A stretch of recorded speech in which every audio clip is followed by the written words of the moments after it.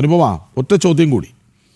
അതായത് അത്ര എളുപ്പമാവില്ല അനുപമയുടെ മുന്നേറ്റം എന്ന് ഉറപ്പാണ്. കാരണം വ്യക്തിബന്ധങ്ങളിലൂടെ ഈ ഇടതിനെ മടുത്ത് വെറുത്തു പോയവരുടെ വോട്ടുകളാണ് ഒരു പക്ഷേ അധികവും അനുപമയ്ക്ക് കിട്ടിയിട്ടുണ്ടാവുക. അക്കാര്യത്തിലൊരു സംശയവും വേണ്ട.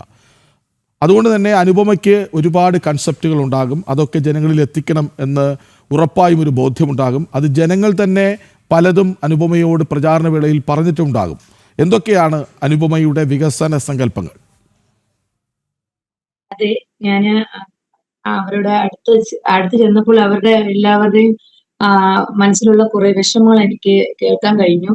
ഈ നമ്മുടെ ജനക്ഷേമ പദ്ധതികൾ ഒന്നും തന്നെ എല്ലാവരിലേക്കും എത്തിയിട്ടില്ല. അതൊക്കെ നമ്മുടെ ഭാരതീയ ജനതാ പാർട്ടിയുടെ ഒരു അംഗം എന്ന നിലയിൽ എനിക്കതിന് കഴിയുമെന്ന് അവർ വിശ്വസിക്കുന്നുണ്ട്. അതുകൊണ്ട് മാത്രമാണ് അവരെന്നെ വിജയിപ്പിച്ചത്. ഇനിയൊരു മാറ്റം വേണം. അപ്പോൾ ഞാൻ എല്ലാം അതിന്റെ ഡേറ്റ കളക്ഷൻസ് എല്ലാം എടുത്തു കഴിഞ്ഞു. അവരുടെ ഡീറ്റെയിൽസ് എടുത്തിട്ട് എവിടെയൊക്കെ എന്തൊക്കെ ചെയ്യണമെന്ന്. ഇപ്പൊ കുടിവെള്ളക്ഷാമം, അത് നമ്മള് പൈപ്പ് ലൈൻ ഉണ്ട്, എന്നാൽ അവിടെ പൈപ്പ് ലൈനിൽ വെള്ളം വരുന്നില്ല. അതുപോലെ തന്നെ വീടില്ലാത്തവർ, വീടുണ്ട്, അതിൽ കറണ്ട് ചാർജ് അടയ്ക്കാൻ നിവൃത്തിയില്ലാതെ കറണ്ട് കട്ട് ചെയ്ത വീടുകൾ, അതൊക്കെ ഉണ്ട്. എന്നാൽ ഈ കഴിഞ്ഞ ഭരണം കാഴ്ചവെച്ച LDFന്റെ മെമ്പർമാർ ഒന്നും തന്നെ ഇവരെ നോക്കിയിട്ടില്ല എന്ന് തന്നെ പറയാം. വഴിയില്ല. ഒരു വീട്ടിലെന്ന് വെച്ചാൽ ഒരു അമ്മയ്ക്ക് ഒരു അസുഖം വന്നു കഴിഞ്ഞാൽ തന്നെ അവരെ കൊണ്ടുപോകാൻ പോലും വഴിയില്ല, എടുത്തുകൊണ്ട് പോകുവാനുള്ള നിവൃത്തിയില്ല. ഒത്തിരി കാര്യങ്ങൾ എനിക്ക് കാണാൻ ഇടയായി.